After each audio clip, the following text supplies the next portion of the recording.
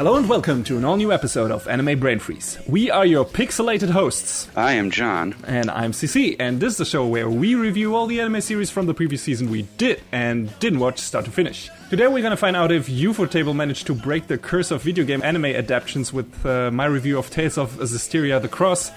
First, John is gonna explain why it's apparently more difficult than expected to escape the clutches of the nerdtopia that is Akihabara in his review of Akiba's Trip.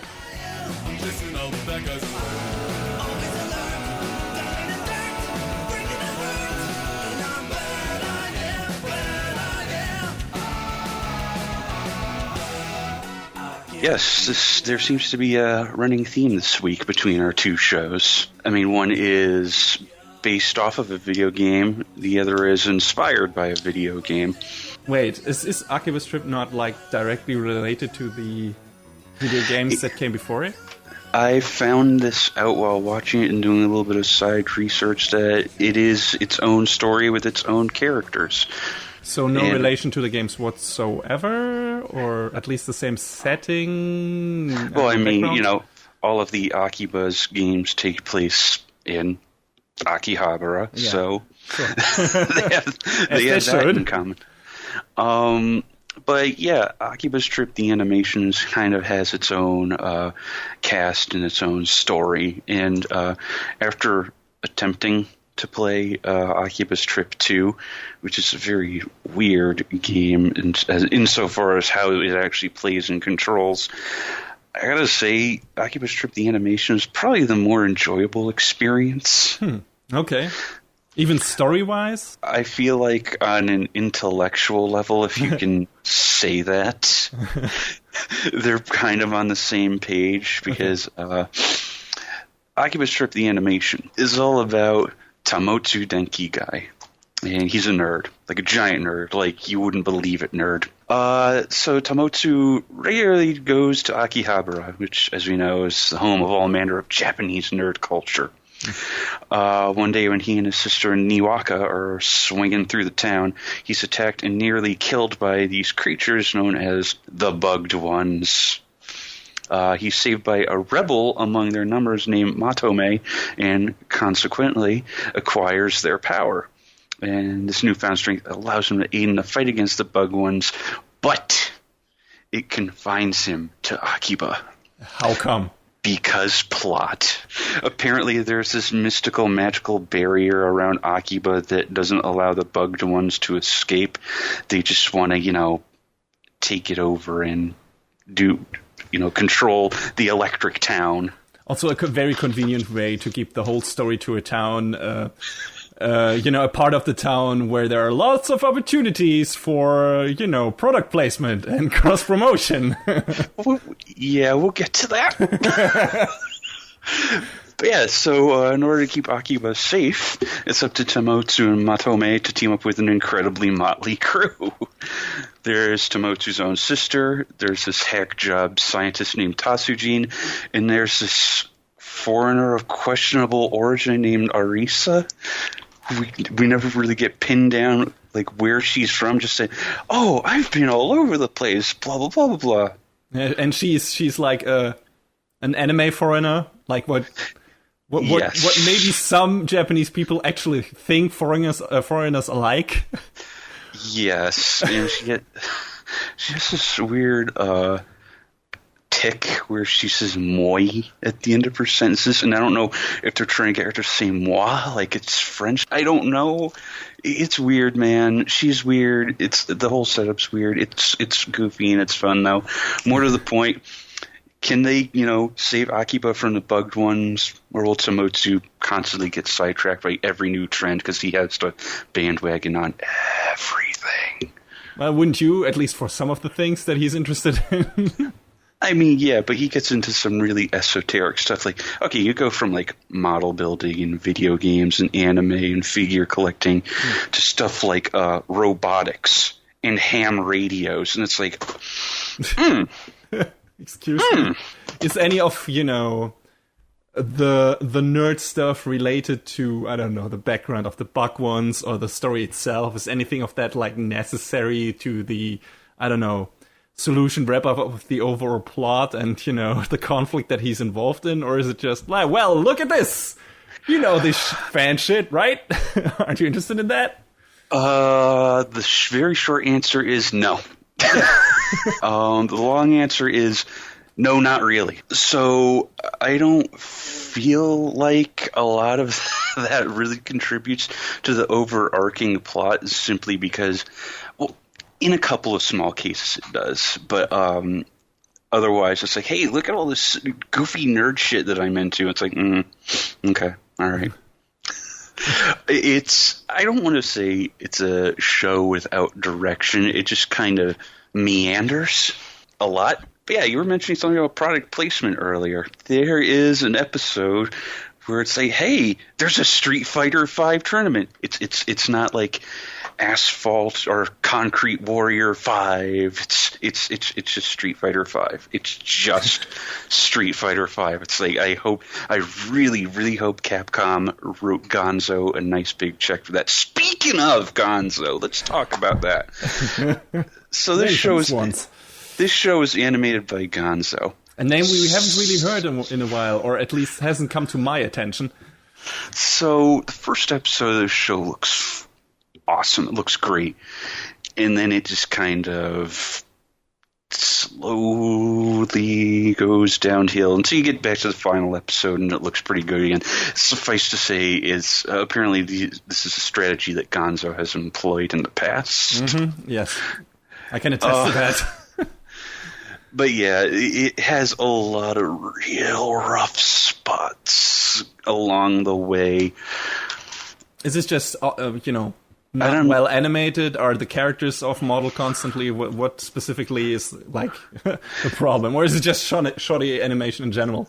It's a little bit of both. I mean, I feel like the characters don't go off model too badly. It's just everything else just kind of... The main characters don't go off model. The side characters that it sort of happens to a lot. A lot. Well, from what I've seen, I only watched the first 2 episodes, but the fight scenes in both those episodes look really good. Though at least those stay on kind of the same level, or do they also degrade over time? Those kind of maintain themselves pretty well, but the fight scenes in the middle of the series, I feel like, kind of decrease in complexity, at least, compared to the first 3 episodes. So that way, they can kind of dodge around that as best they can.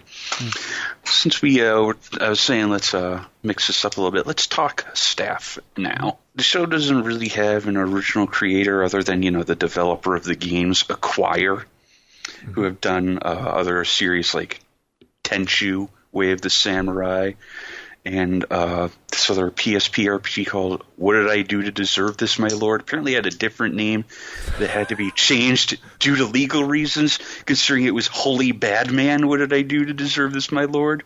Okay. Oops. Copyright. Still an amazing title. Yeah.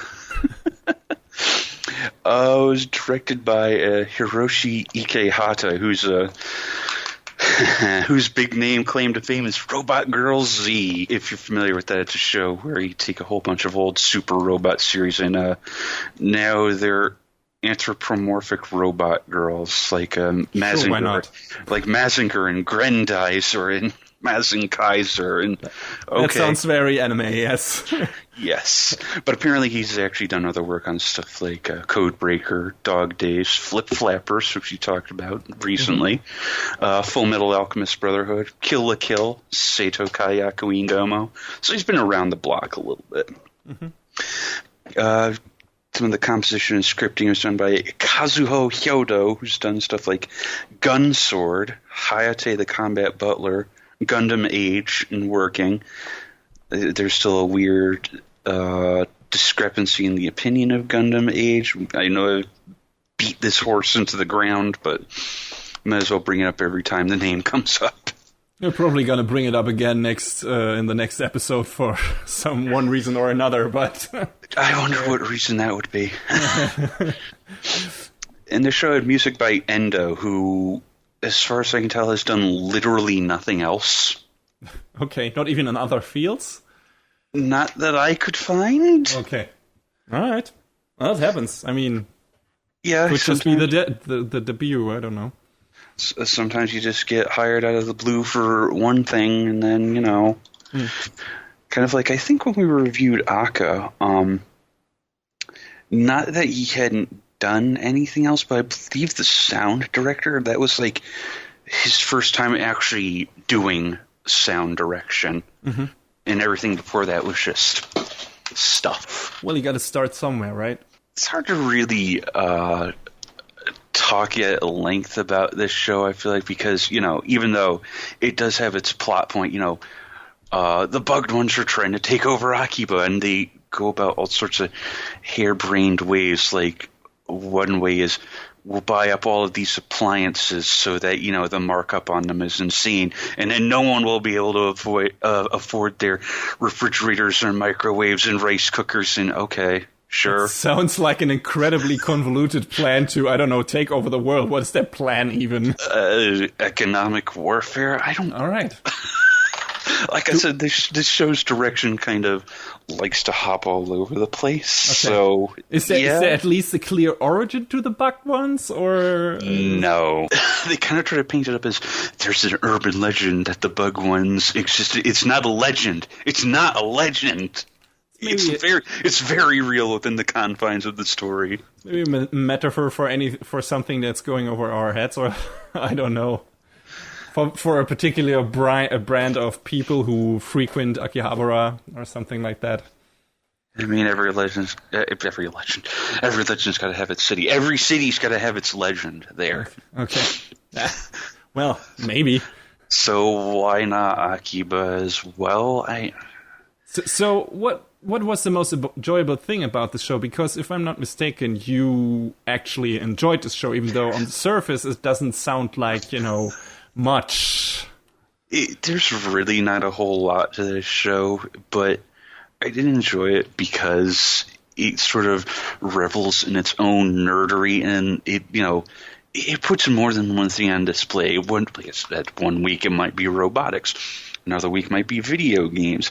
Another week it might be a certain children's card game where we just change the wording around so it's totally not what you think it is. Oh, wait, yes, it is.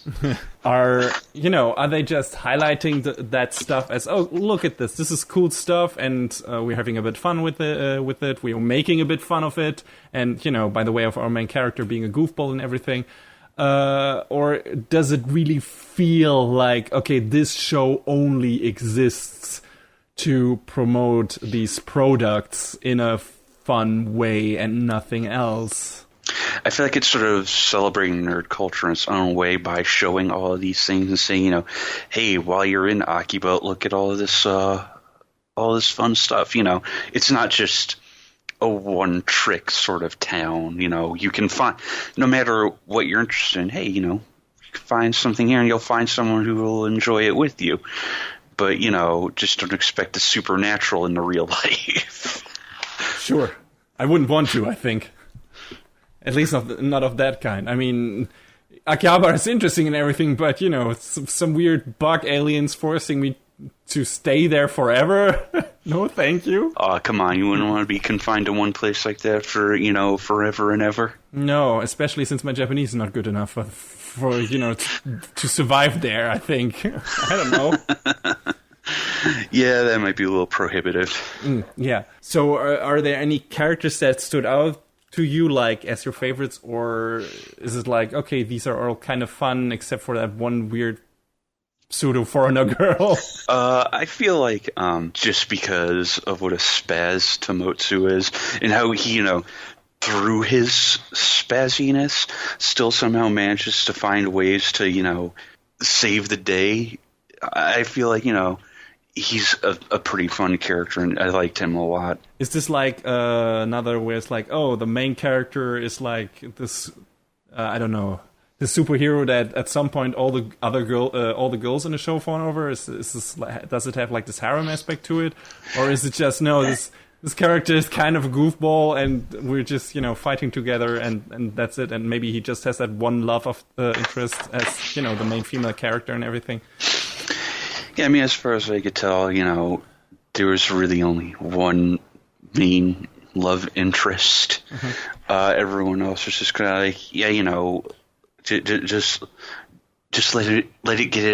let whatever has his interest this week out of his system and he'll be fine. I don't know if this is, obviously it's not a show for everyone because it is kind of all over the place, but if you were interested in the games, this will probably feel very at home. If you just want to see something that never takes itself really seriously at all, because it never really does, to be perfectly honest with you, it's a fun time. And you can at least, I hate really using the phrase turn your brain off, because I feel like that's kind of become a catch-all when, you know, you have trouble describing something, but you say, oh, just turn your brain off and it's great. Yeah, well, you know, it's just, if you don't think too hard, it's a fun show. If you concentrate on the hijinks, the fights, and the gags. Right. And you are interested in, you know, all the nerd stuff that's actually in that show, I guess that helps. Yeah, I mean, if you're not a nerd, then you don't really have a reason to watch this show.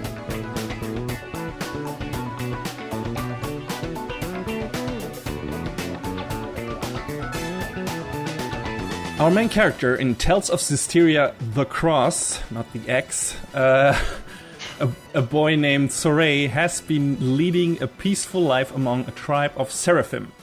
These spiritual beings, who coexist with the humans on the continent of Glenwood, can only be seen and heard by human beings with enough spiritual resonance. Whatever that means. After a fateful encounter with Alicia, a girl from the capital of the country Highland, Soray and his seraphim buddy Mikleo are traveling to said capital called Lady Lake. However, when they arrive, they are immediately mixed up in an incident that involves a sudden surge of malevolence. Throwing all those terms out there, stay with me. Which is an impurity generated from the negative emotions of humanity, which is plaguing the lands. Soray ends up pulling a sacred sword from a stone and forms a contract with a seraphim called Lila, which grants him the power of a shepherd.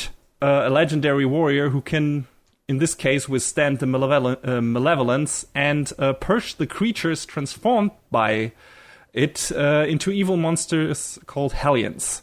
So together, Soray and a growing number of companions set out on a journey to finally rid Glenwood of malevolence and to create a world where humans and seraphim can live in peace.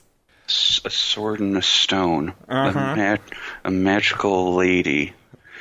This sounds a lot like, you know, Excalibur and Lady in the Lake, but, you know, I could be wrong. Yeah, so this is based on the game by Namco Bandai. You know, they have the long-running RPG series, you know, of Tales of games, which, you know, always have a different end name, but it always starts with Tales of. And they're always pretty much in a different setting, but it's all fantasy-based. So this is the same for this. This is even more like, feels like a classic fantasy setting. There's not even any steampunk stuff into it, which some of the other games have. But yeah, this is pretty classic fantasy stuff. And like John, you already noticed with a lot of references to Arthurian legend. Yeah, you know, Lady Lake, the Sword in the Stone and all that stuff is pretty much the most obvious things, but there are also some other little nods here and there. Let's go into the show itself and start with, you know, a familiar topic because we just talked about Akiba's trip in that regard, kinda. Because of course this is also a video game adaptation, and video game adaptations are tricky. Akiba's trip chose to you know, use the setting of the games, but you know, use completely different characters, like you said, and you know, its own story and everything, which is the more easy and wise choice in these cases, I guess. Because if you want to do a direct translation from the game to the, you know, anime, this, you know, there are some problems in that and some difficulties. For, let's say, for fighting game adaptions, it's sometimes hard to come up with, I don't know, something worthwhile in the plot department. Unless you have an actual, you know, lot of lore that you can fall back on, unlike something like, say, Street Fighter, which is like, oh, these things happen, and, you know, yeah, it's hard to build on that. Yeah, but even when those fighting games are heavily plot-driven, like, for example, BlazBlue, that recently got an anime adaptation, that doesn't guarantee an interesting or cohesive narrative. Also, the animation and fights in that adaptation were shit, which didn't help. But, lots of problems with that. For RPGs, for example, it's difficult to condense a sometimes 50 hours plus experience with all its side stories and small bits of character development into standard anime length. And Zestiria, from what I can tell by having watched only the show, because I haven't played the game, I think that's still in your backlog?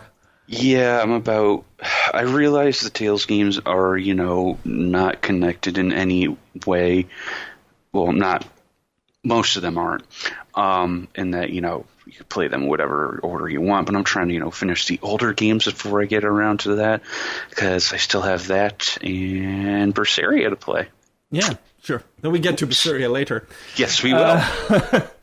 Anyway, from what I can tell from only watching the anime, Zestiria is suffering from exactly that problem of having like a huge sprawling RPG stories with lots of character moments, lots of side stories and everything, which, the Tales games have, at least from, what I can tell what I played of. I played Tales of Destiny, I played Tales of The Abyss, I think the latter one being one of the most highly regarded games in that series. And those always have like, some of the most interesting stuff doesn't happen in the main plot, where you learn more about the characters and everything. So, it's a problem to maybe sort out what in that huge ass of a game is relevant and should be in the anime, and, how to make that work in terms of pacing and everything, so, stuff, doesn't feel like it's haphazardly thrown in there. So, even if Tales of Zestiria, The Cross, got 2 seasons instead of 1, 25 episodes, it still suffers, from mismanagement in that regard, I think. So, the show mainly focuses on Soray's quest and how the 2 main female characters, Alicia and Rose, play into it. In terms of character development, surprisingly, Alicia and especially Rose get the most out of the show's runtime, in my opinion. Rose probably got the best arc in the show. I was kind of surprised by that, considering the hate she got when gamers found out that Alicia wasn't a single main female character or something. I don't quite remember how that shit, all that clusterfuck all happened, but there was something brewing there when the game was released. What a shitstorm. Oh my god. Do you have a bit of more insight on that, John? Because I'm not quite sure on the details. I don't know what people were that mad about. Well, I think it was simply that, in all of the promo materials and in that OVA that they aired before the game came out, they were playing up Alicia to be, the big main heroine alongside Soray, and then apparently when she left the picture very early on, a lot of people felt really burned by that, and it was like, okay, you gotta calm down, guys. It's just a video game. But, some people got really mad about it. So mad, in fact, that apparently that was about the time that Hideo Baba was shuffled out of Bandai Namco and Tales Studio. And at some public event, when they were issuing, an apology about it, he wasn't on stage to give the apology. It was Rose's voice actress, Mikako Komatsu, that gave the apology. Like, that seems... What? Why? Yeah. Like, yeah. Japan, fanboys, we need man. to have a talk, Japan. It's not like Japan has the only crazy fanboys, let's be real. Over here, it's usually the comic book guys who get upset over, movie adaptation shit and stuff like that. I mean, yeah, but to that degree? Yeah, it's crazy. It's on a Japanese level, so... Yeah. I don't know. Yeah, I think that's super dumb. Also, well... I guess the anime is a bit different in that regard, or people were like not playing the game a bit farther than the beginning parts, because Alicia in the anime later returns to the group. So I don't know if that doesn't happen in the game, if they changed that maybe because of the outcry from what they did with her in the game, and then maybe we're like, okay, in the anime we put her into the, we let her feature into the plot more, prominently later on again, so to make up for what, how the game upset the fanboys. But I don't know, like I said, her and Rose's stories are probably the best ones, so it feels like they were already, plotted out and a more substantial part of the game. So I'm not sure about that. If you play the game, please tell me. I plan to eventually. Yeah, what if that part is any different from the anime? If she does return, if she doesn't. Anyway, like I said, I don't know. I can only judge the anime by itself. Yeah, so let's get back to the anime. So Alicia, like I said, Alicia and Rose's stories are alright. Everyone else gets the short end of the stick. The Seraphim that Sorey meets on his journey and that he forms contracts with to add their, magic powers to his weapon arsenal have like these paper-thin backstories. Edna, who's like this powerful, I think, Earth-based Seraphim. Her motivation is like related to her brother, but that is like the focus for one episode, and then it doesn't get brought up again or really wrapped up by the end. God, it's like you get one scene right before the finale, and then right after it, and it's like, okay, better be happy with that. It feels like that was probably one of the side quests in the game that just got dropped on the, for the sake of just moving the main plot forward. It's like, we don't have time for this. But yeah, it feels, resulting from that, it feels like her character is, has really lackluster development or nothing at all. And Mikleo is Sorey's friend. That's it. That's all of his character. He cares for Sorey. The end. No arc. No real development. Whoop-de-doo. It's kind of sad. I was expecting something. And they make like an attempt of, sending him on kind of a separate journey for a while, but it's not like he has, a major revelation about himself or anything, or does like some soul searching that is super interesting. Yeah, it's just like, no, I need to find a power to support Sorey, and that's it. I'm like, okay. And that's it for the rest of the series. There's nothing more. He's just there and helps Sorey, and that's it. Okay. Layla is like Jean's sister in Aka. She's there.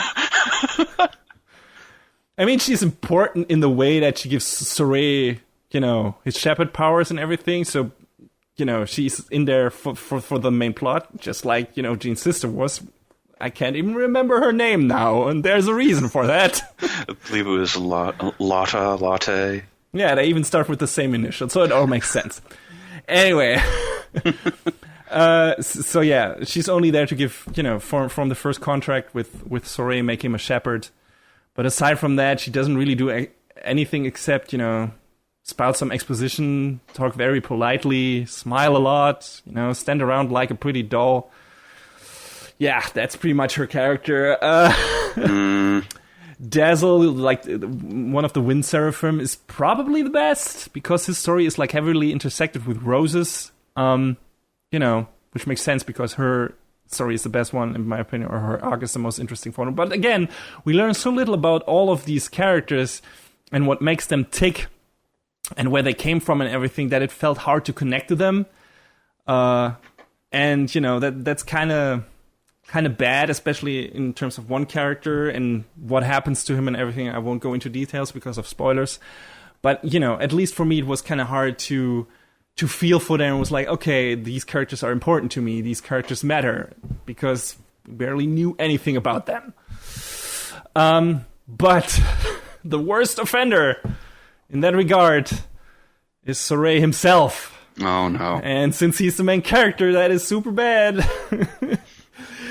He's the blandest fucking chosen one protagonist I've come across in quite a while. It's agonizing. Like, he wants world peace and travel the lands and find some ancient ruins and everything, and that's it. I mean, the world peace thing is admirable, don't get me wrong.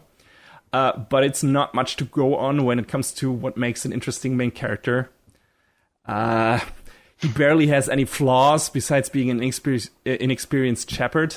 And even then, he handles himself pretty well in most of the fights, as far as I could tell. So he's not, like I said, he's not really flawed. He always has, like, this clear goal in mind. He never falters, never questions himself or his methods. He's always nice. He gets along with all of his companions. He is so goddamn bland and boring. Couldn't you ask for a more perfect hero? We've seen so much of that, especially in fantasy and everything, that, we don't need this. We really don't need this. This is so boring. It's like I've seen this a million times, especially in Chosen One narratives. Like, he's got no edges whatsoever. And while I bet it would be nice to, like, hang out with that guy and talk to him and everything, he's not the protagonist you need or want in a riveting fantasy story. Not at all. The main plot also moves at a pretty slow pace and doesn't really go anywhere new or interesting. It's like the standard, let's rid the world of evil by stopping people from hating each other and starting wars, fantasy story with a big evil end boss in the final episode who we barely see before that and who gets like 90 seconds of background story. You know, that seems to be a thing with a lot of JRPGs as of late, is like this like 11th hour villain reveal, and it's like, okay, you're there, but we don't know anything about you. There's not enough time to get to know anything about you. Because, I mean, there's two games I can pick out of the top of my head that I played recently where that happened, where it was Fate Extra and Persona 4. And Persona 4 does it twice, by the way. Oh, God. Because there's the one ending and then there's the true ending where it's like, suddenly, blah, I was here manipulating everything all along. Motherfucker, what?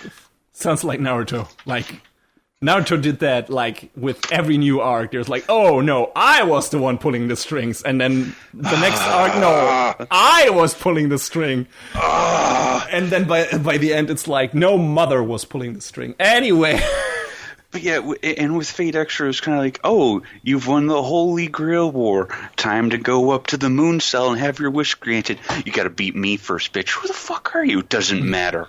Spoilers. Doesn't matter, boss.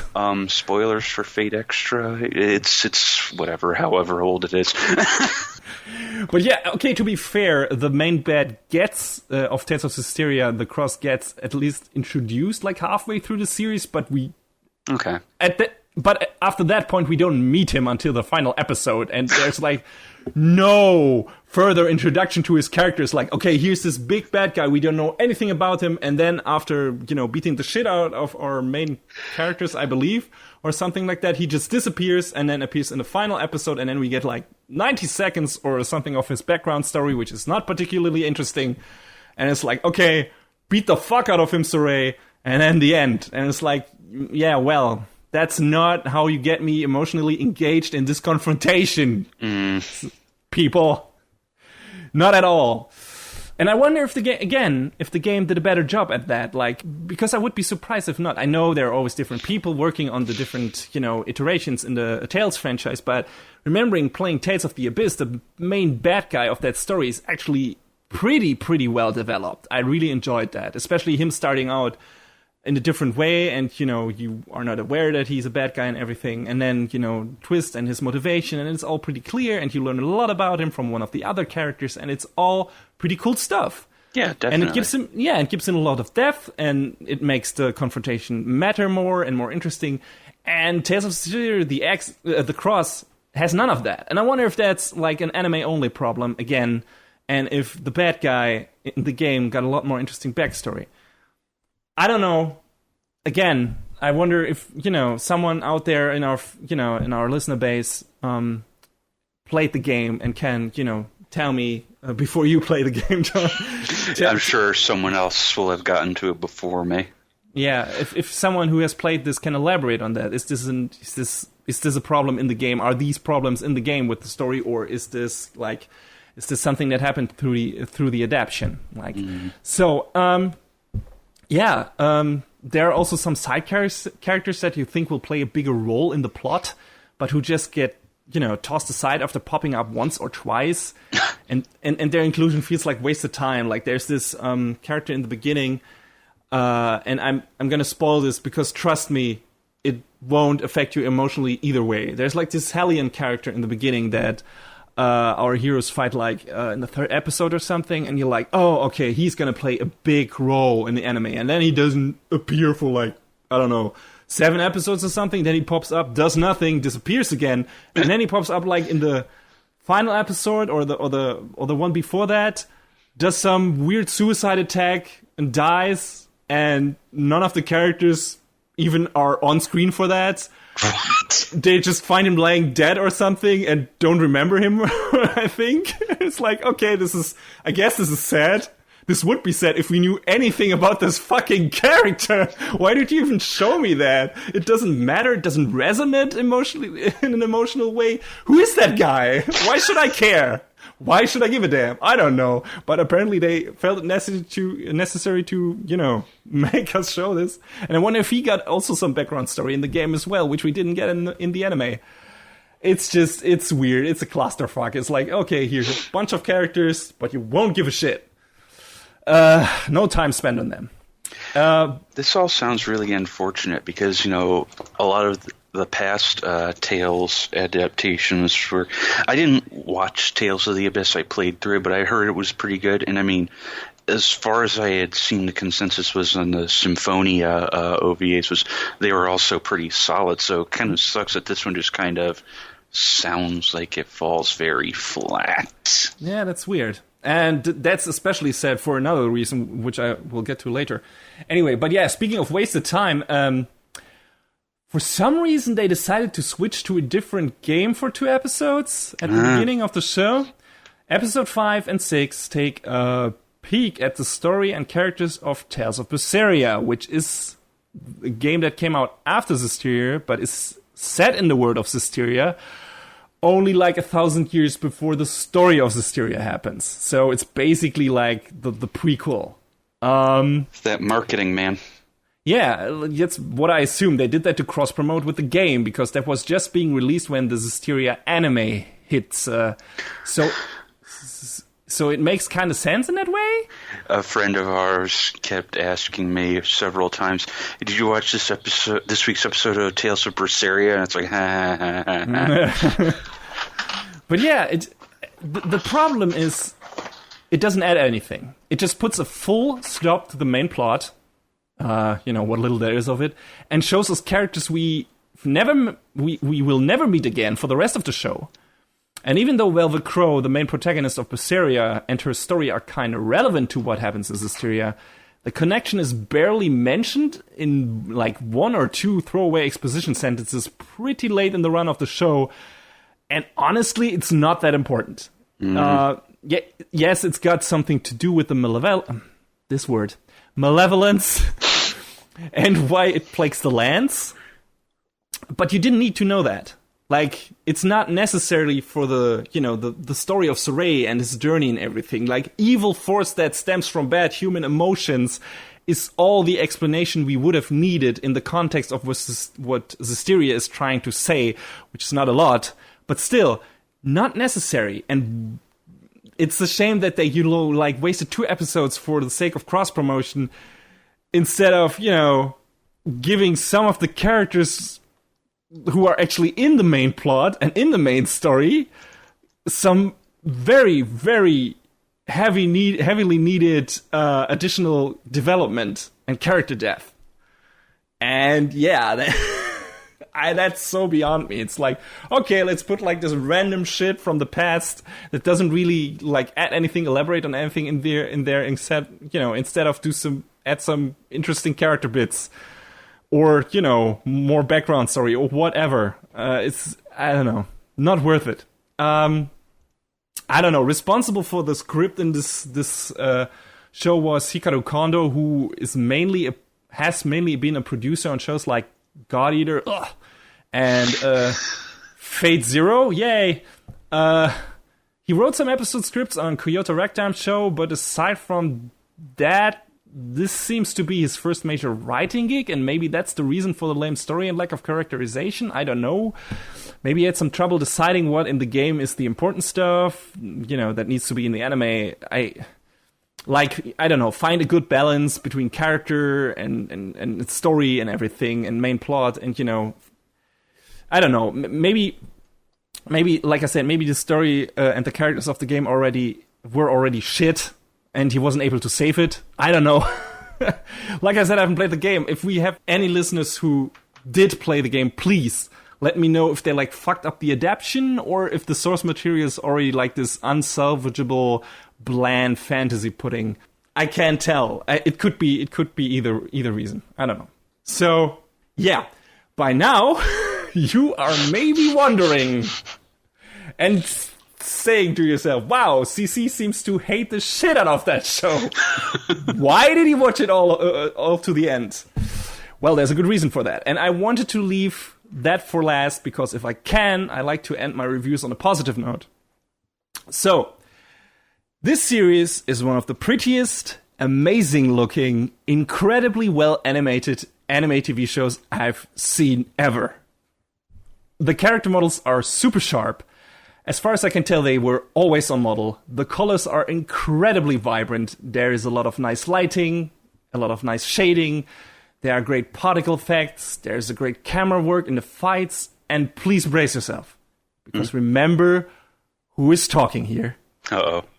It has good CG. What? Mind blown.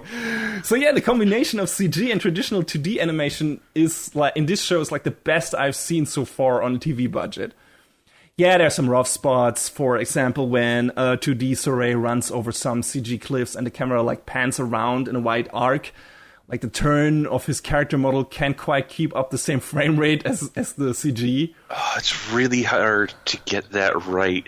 Yeah. And it's been done 1,000 times in anime, and it seems like no one has ever really quite nailed that sort of shot.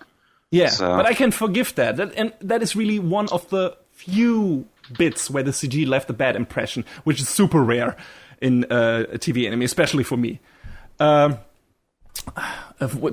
locations are big and detailed. The CG on that is also pretty much gorgeous and incredibly clean looking. The fights are action-packed with a lot of impactful moves. They make some good use of the freedom that is, gained through the CG by using a vivid camera. The director, Haru Sotozaki, has worked as animation and episode director on a lot of stuff like Naruto, Fullmetal Alchemist, Inazume 11, The Woman Called Fujiko Mine, and on the key animation on projects like Wolf's Rain and the Cowboy Bebop movie. So he knows his stuff, and it shows. The direction in this show, especially in the fights and in some of the establishing and environment shots, is really great. It's really, really great compositing, real good combination, in my opinion, of CG and 2D animation. I think some people might see it differently. It's no, this still jars, and this still, doesn't work as well. But I think the CG is on a really good quality level for TV, really high. And like I said, there was barely any moment where it's this doesn't, look as good as it could. But man, I was really impressed with the visuals in the show, and that's what kept me going. It's I watched an episode and I was like, man, this looks so good. And then, the story hits and the characters are oh god, this is so boring and dumb. I think I'm gonna watch after this episode. And when the next episode was released, I was like, oh man, this show is so boring. But man, it looks so fucking good. So yeah, I kept watching until the end, because it's I just was wondering what the visuals had in store for me. Sometimes, apparently, that's enough to keep you going. And it definitely was for me. The final episode is not really up to par, at least in terms of fight choreography and overall animation quality, in my opinion. But maybe by then they were running out of budget. Maybe it wasn't supposed to have a 25th episode, because it was aired, I don't know, 2 weeks or a month later after the 24th. I don't know what was up with that. So I guess there was some trouble with the production, or it wasn't planned at all. I don't know. Who knows? If you know, tell me. Well, I mean, UFO Table has done that in the past, haven't they? I don't remember. Maybe. Wasn't it with God Eater that they did that? Oh, right. Yeah. Yeah, but with God Eater, I definitely know it was some production troubles because they couldn't, like... They like this. The production on this was so involved and difficult that they couldn't just get the episodes done in time, so they had to postpone it. I don't know if that was really the case with Zestiria. But yeah, mentioning Ufotable, it looks like either them or Bandai Namco threw a lot of money at this project. Like, and you can see it. You can pretty much see it in every episode. It's beautiful. I doubt it paid off. Like. I don't know how many people watch this show and if this was a huge success, but man, the story and the characters don't deserve it. And on the visuals alone, yeah, maybe a one-time watch, but I don't know if many people like stayed with it and like waded through its blandness for the sake of the visuals alone. I mean, the soundtrack is also alright. It's done by the game composers of the series Goshina and Motoi Sakuraba. Seems a better fit for a game though. Because sometimes it becomes a bit too overbearing, when suddenly, you know Sakuraba's music style from the other Tales games. Like suddenly, he's like this. He loves to use like these blaring loud horns and choral orchestra. And when that happens in the games, it mostly works. But sometimes when that happens in the anime, when suddenly, fight scene, and now we need this like weird. This wild music track, like it's really loud, and it's like that came out of nowhere. And I don't know, it doesn't fit as well in the anime as it does in the game, but it's still a mostly good soundtrack. So, I mean, when you have a pre-existing soundtrack to pull from, obviously, that makes the job a little bit easier. Going back to, Persona 4, all of its animated adaptations, most of the music was, stuff that was repurposed from the games, and they made it work well, so... But that's also interesting. If you mentioned Persona again, you played both Persona 4 and watched the anime, I believe? Yes. Both of them? Also the normal one and Golden? I didn't play the original Persona 4, I just played Golden. And the anime? I think there were 2 anime adaptations, right. I'm sorry. Yes, I watched both those series. They did some different stuff in Golden than they did in the game, though, so... Okay. But did they get the most important stuff from the game into the anime? Or was it like, okay, this is missing some integral stuff? They hit all of the key story beats, but, since it was a much shorter series, there was a lot of stuff that they had to gloss over. I wonder how much got glossed over for the adaptation of Zestiria. I imagine a lot. I don't know if the story in the game was completely shit, and if the adaptation just couldn't salvage it, or if, there was still some merit in the game story, and the adaptation fucked that up. I don't know. So if you want a fresh and interesting fantasy story with engaging, well-developed characters, this is totally not the right show for you. Well, not at all. If you, for some reason, want to test out or show off your new TV with super crisp, colorful, and really well-animated anime eye candy, maybe try to find out which episodes have the best fights. I think episode 3 is a highlight in that regard. And then just watch that and be done with it. I don't know. For more interesting stuff, more interesting fantasy stuff, you need to look elsewhere. Because aside from the visuals, this show was a blunt, rusty sword.